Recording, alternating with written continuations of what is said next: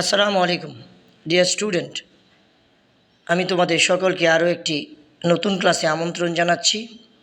তোমরা সকলেই আমার ইফ আইডিয়াস ফর ফিউচার চ্যানেলটি সাবস্ক্রাইব করবে, লাইক কমেন্ট ও শেয়ারের মাধ্যমে সর্বদা আমার পাশে থাকবে।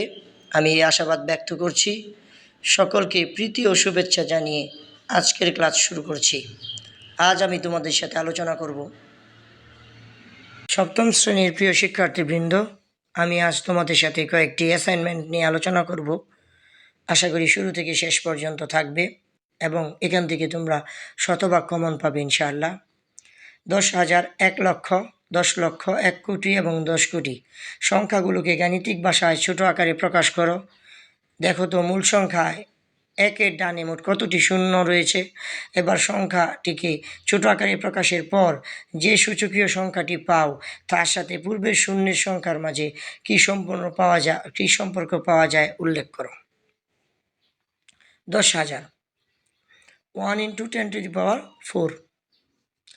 মূল সংখ্যায় একের ডানে 4টি শূন্য রয়েছে, তাই সূচকীয় আকারে 10-এর সূচক 4। মূল 1 লক্ষ। মূল সংখ্যায় একের ডানে মোট 5টি শূন্য রয়েছে, তাই সূচকীয় আকারে 10-এর সূচক 5, 10 লক্ষ। মূল সংখ্যায় একের ডানে 6টি শূন্য রয়েছে, তাই সূচকীয় আকারে 10-এর সূচক 6। মূল সংখ্যায় 1 কোটি। মূল সংখ্যায় একের ডানে 7টি শূন্য রয়েছে, তাই সূচকীয় আকারে 10-এর সূচক 7। 10 কোটি। মূল সংখ্যায় একের ডানে 8টি শূন্য রয়েছে, তাই সূচকীয় আকারে 10-এর সূচক 8। সকল ক্ষেত্রেই একের ডানে থাকা শূন্য সংখ্যাই হচ্ছে সূচকীয় আকারে 10-এর সূচক। আরও একটি অ্যাসাইনমেন্ট খেয়াল করো। এখন আমরা আরও একটি অ্যাসাইনমেন্ট আলোচনা করব। 4096 বর্গ মিলিমিটার এর একটি বৃত্তাকার কাগজ নাও। তারপর এটিকে নিম্নরূপে ভাঁজ করো। সর্বোচ্চ কতবার ভাঁজ করা যাবে যাতে ভাঁজকৃত প্রতিটি অংশের ক্ষেত্রফল 2 বর্গ মিলিমিটার এর কম না হয়। অর্থাৎ 4096 বর্গ মিলিমিটারের একটা বৃত্তাকার কাগজ নিয়ে এটাকে ভাঁজ করতে হবে এবং এত সংখ্যকবার ভাঁজ করতে হবে যাতে এটির প্রতিটি অংশের ক্ষেত্রফল 2 বর্গ মিলিমিটারের কম না হয়। তাহলে চিত্র থেকে বোঝা যাচ্ছে প্রতিবার কাগজটিকে সমান 2 ভাগে ভাগ করা হয়েছে। সুতরাং প্রথম ভাঁজের প্রতিটি অংশের ক্ষেত্রফল 4096কে আমরা 2 দ্বারা ভাগ করব, তাহলে হবে 2048 বর্গ মিলিমিটার। এটাকে আবার 2 দ্বারা ভাগ করব। পর্যায়ক্রমে প্রত্যেকটা ভাগ করতে থাকবো যতক্ষণ পর্যন্ত আমরা এটা 2 বর্গ মিলিমিটারের নিচে না আসব। অর্থাৎ এটাকে আমরা যদি 11তম ভাঁজের ক্ষেত্রে খেয়াল করি, 4/2 বর্গ মিলিমিটার সমান 2 বর্গ মিলিমিটার। অর্থাৎ 12তম ভাঁজের প্রতি অংশের ক্ষেত্রফল 1 বর্গ কিলোমিটার, যা 2 হতে কম। অর্থাৎ যদি আমরা এটিকে 12তম ভাঁজের ক্ষেত্রে খেয়াল করি তাহলে তার ক্ষেত্রফল দাঁড়ায় 1 বর্গ মিলিমিটার। সুতরাং এটা 2 বর্গ মিলিমিটার থেকে কম। সুতরাং আমাদের উত্তর হবে 11তম ভাঁজের পর্যন্ত। সুতরাং মোট 11 বার পর্যন্ত ভাঁজ করা যাবে। হাসানকে তার মা 2600 টাকা দিয়ে বলল তার মামার বাসা হতে 80 টাকা দিয়ে একটি জামা নিয়ে আসতে। হাসান বাসে যাত্রা শুরু করলো। চতুর্থ বাস টার্মিনালে নেমে গেল।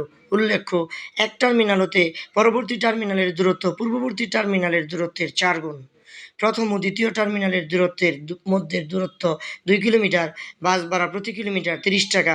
তাহলে চিন্তা করে দেখো হাসান জামাটি নিয়ে ফেরত আসতে পারবে কিনা। শর্ত মোতাবেক প্রথম হতে দ্বিতীয় টার্মিনালের মধ্যবর্তী দূরত্ব 2 কিলোমিটার। যেহেতু প্রত্যেকটি টার্মিনালের দূরত্ব মোট দূরত্বের 4 গুণ, পূর্ববর্তী টার্মিনাল থেকে দূরত্বের 4 গুণ, সেটা দ্বিতীয় এবং তৃতীয় টার্মিনালের দূরত্ব 2 × 4 অর্থাৎ 8 কিলোমিটার। তৃতীয় ও চতুর্থ টার্মিনালের মধ্যবর্তী দূরত্ব 8 × 4 কিলোমিটার অর্থাৎ 32 কিলোমিটার। তাহলে মোট দূরত্ব দাঁড়ায় 2 কিলোমিটার যোগ 8 কিলোমিটার যোগ 32 কিলোমিটার সমান 42 কিলোমিটার। বাসা হতে মামার বাসায় যাওয়া আবার ফিরে আসাতে মোট দূরত্ব অতিক্রম করতে হবে 42 × 2, কারণ তার একবার যেতে হবে আর একবার ফিরে আসতে হবে, অর্থাৎ 84 কিলোমিটার।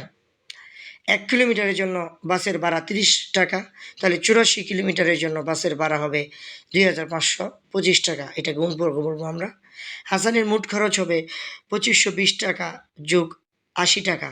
80 টাকা তার একটা জামা নিয়ে যেহেতু আসলো, সেই জন্য এটাও তার একটা খরচ, অর্থাৎ 2600 টাকা, যা হাসানের মায়ের দেয়া টাকার সমপরিমাণ টাকা, অর্থাৎ সে ফিরে আসতে পারবে। কয়েকটি গুরুত্বপূর্ণ তথ্য ও সূত্র। কোনো একটি সংখ্যাকে ওই সংখ্যা দ্বারা বারবার গুণ করা হলে সেই সংখ্যাটিকে বলা হয় ভিত্তি, এবং মোট যতবার গুণ করা হয় তা হলো সংখ্যাটির সূচক। 0 এর ঘাত যত বড়ই হোক, 0 ব্যতীত রাশির মান সর্বদা শূন্যই থাকবে, এবং 1 এর ঘাত যত বড়ই হোক, রাশির মান সর্বদা একই থাকবে।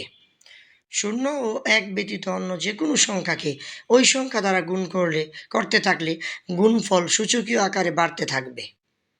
কোনো সংখ্যার ঘাত 1 হলে সংখ্যাটির মানে কোনো পরিবর্তন হয় না, অর্থাৎ রাশিটির মান ভিত্তির সমান হয়। একই ভিত্তি বিশিষ্ট 2 বা ততোধিক সূচকীয় রাশির গুণফল হবে ওই একই ভিত্তি বিশিষ্ট আরেকটি সূচকীয় রাশি, যার সূচক হবে সকল রাশির সূচকগুলোর যোগফল।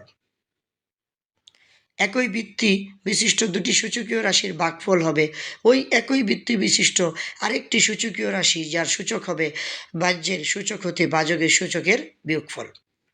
বাহ্য যদি ভাজকের চেয়ে বড় হয়, তাহলে ভাগফল এর মান 1 এর চেয়ে বড় হবে।